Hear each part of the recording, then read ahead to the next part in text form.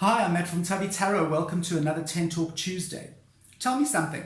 What is shadow work? Have you ever done it? And kind of what is this shadow work we talk about? It's coming up right after this.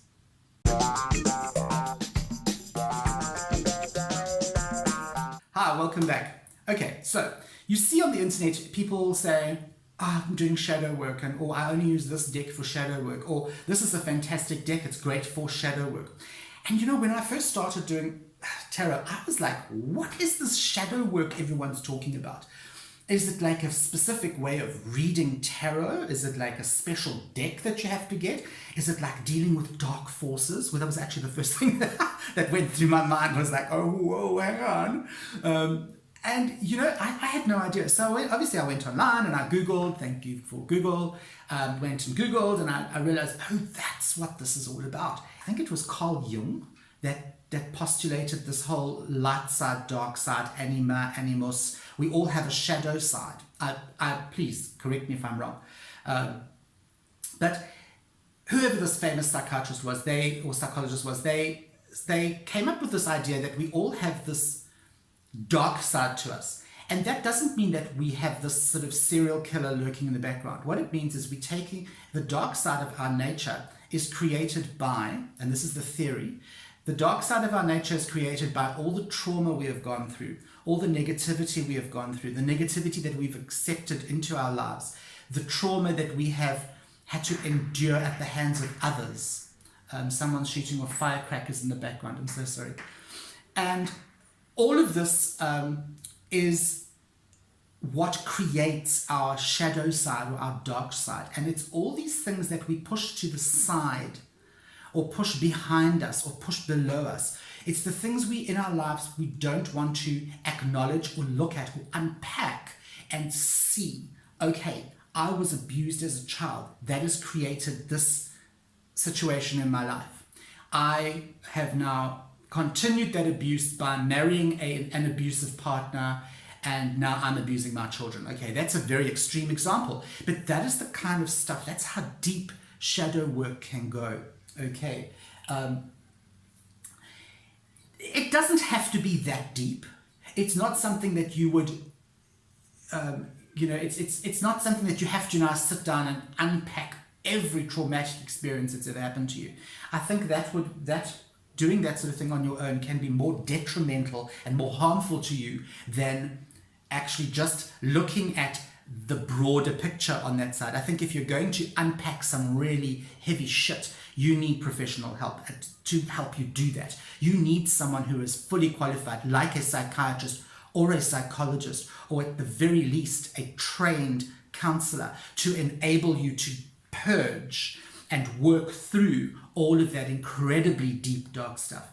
I wouldn't recommend you go and do shadow work on say, your childhood abuse, and it's too much for you to work through on your own.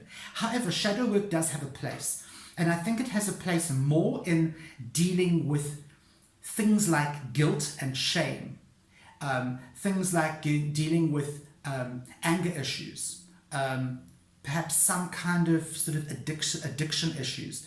Those are the things that I would say shadow work would help you with.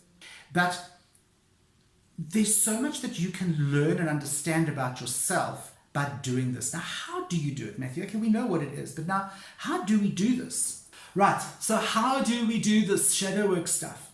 First of all, you can use your tarot cards as doorways into your mind.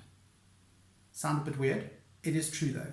In the same way that you can use tarot cards to meditate and take you into a deeper state of consciousness, and you can use your tarot cards as mandalas and doorways into different realms, you can then use the same tarot cards as a doorway into your psyche.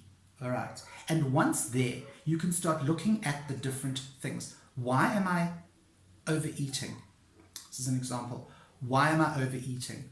I'm overeating because I need to fill a void in my life. What is that void? That void is perhaps because I was not loved as a child. I felt that I was not loved as a child. Get hold of that child by looking at the child card and speak to that child, the child in the card, as you. and tell your little self that you are loved, that you've always been loved, that you don't need to have this need, this want, this gap to be filled. It's as simple as that, okay? And I say simple, but it's not easy. It's as simple as that, but it's not easy to do. So, yeah, it sounds like it's a breeze. Oh, we just decide what trauma we've gone through, what crappy life we've had, and we just deal with it. It's not like that, because a lot of what you are pushing aside, you don't know is there. And that's why it's called shadow work. It's stuff that lives in the shadows. You're not aware of it. Okay? And by using tarot cards and by focusing on different cards and focusing on different decks, what you can do is the images on the card will immediately bring up associations. Your mind will associate things with the archetypes. Okay, I will recommend that when you do shadow work, if you do shadow work, only work with the major arcana. Do not use the minor arcana. It's too nitpicky, and the whole idea of shadow work is to deal with big issues, issues that are swept under the carpet that can really only be accessed by your major arcana archetypes. Okay, and yeah, I suppose you could use any deck to do this. You could use a fairy deck, you could use any deck to do it. But what is normally associated with shadow work is a dark deck. You would generally find that the images are a lot more powerful to bringing out the trauma or bringing out the hurt and the pain, okay? Because those images are a lot darker and would have a resonance with you on a different level to, say, a fairy deck, which is light and airy and beautiful and breezy, or the cat tarot. I certainly wouldn't choose the cat tarot to do shadow work with. It's not something that you would use a very light-hearted deck to do. You would then use that deck, go through the major arcana, associate the different archetypes and the different sort of elements that are in those cards, and without even really realizing it, your mind will attach to that and it will bring forward ideas, thoughts, perhaps even visions.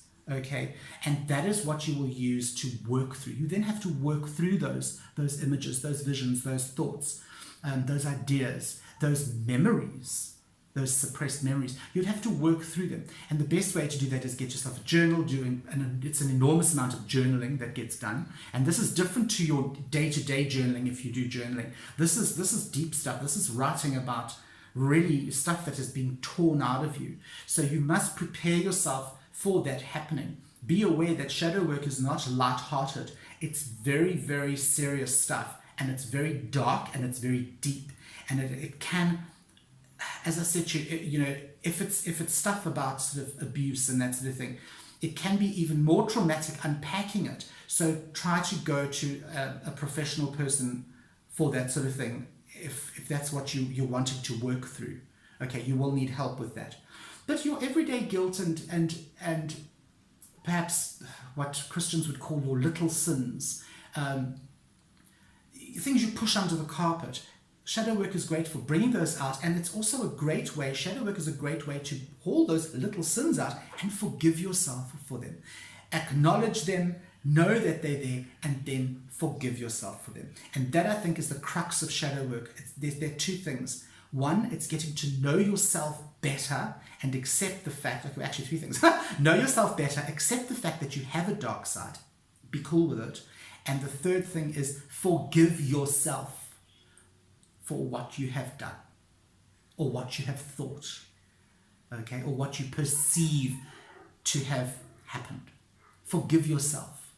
All right, that's, I think, number one with shadow work. Okay, that's enough for today. I will see you guys on the flip side. Bye.